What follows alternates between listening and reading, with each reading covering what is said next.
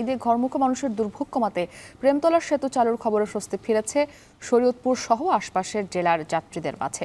দীর্ঘ প্রতীক্ষার অবসান ঘটিয়ে তাই ঈদের আগে খুলে দেওয়া হয়েছে সেতুটি। এ নিয়ে আরও জানাতে শরীয়তপুর থেকে কাজী মনিরুজ্জামান যুক্ত হয়েছেন আমাদের সাথে। মনির, সেতু উন্মুক্ত করে দেওয়া ঈদযাত্রায় কতটা উপকারে আসবে জানাবেন।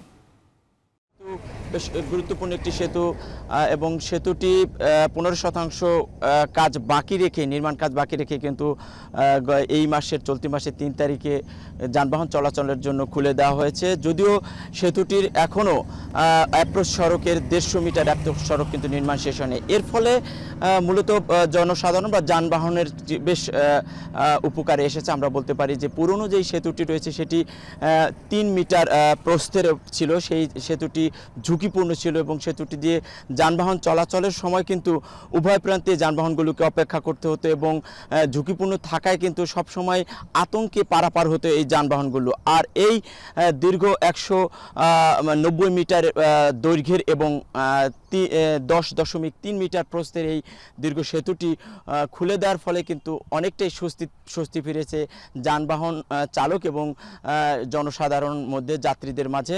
মূলত এখন আর যানবাহনগুলোকে অপেক্ষা করতে হয় না, নির্বিঘ্নে যানবাহনগুলো এই সেতু পারাপার হয়ে গন্তব্যে পৌঁছতে পারছেন, এমনটা কিন্তু আমরা দেখছি। আর এই ঈদকে ঘিরে কিন্তু সকাল থেকেই দেখছি যে ব্যক্তিগত এবং গণপরিবহনের সংখ্যা কিন্তু বেড়েছে এবং যানবাহনের চাপ বাড়ায় কিন্তু সেই যে পুরনো ভোগান্তি ছিল পুরনো সেতুতে, সেই ভোগান্তি এখন আর নেই।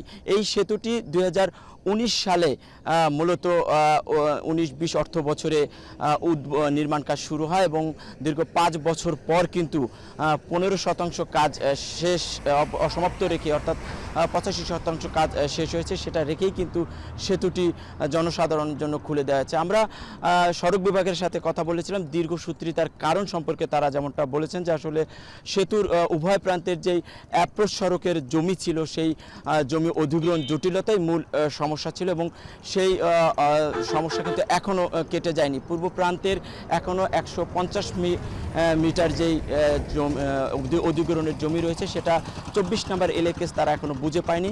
যখন বুঝে পাবে সেই কাজ শেষ করলে কিন্তু এই সেতুর পুরোপুরি সুফল ভোগ করতে পারবে যানবাহন এবং যাত্রী চালকরা। তো জেলা প্রশাসন বলছে যে আসলে সেই অধিগ্রহণের কাজও চলমান রয়েছে। চলতি বছরের মধ্যে অধিগ্রহণ শেষে সড়ক বিভাগকে সেই জমি বুঝিয়ে দেওয়া হবে। তো আসলে এই সেতুটি উদ্বোধন বলা যাবে না, যে জনসাধারণের জন্য খুলে দেওয়ার পর থেকেই কিন্তু শরীয়তপুরের যানবাহন চালক এবং যাত্রীদের মাঝে স্বস্তি ফিরে এসেছে। মুক্তি। কাজী মনিরুজ্জামান যুক্ত ছিলেন শরীয়তপুর থেকে।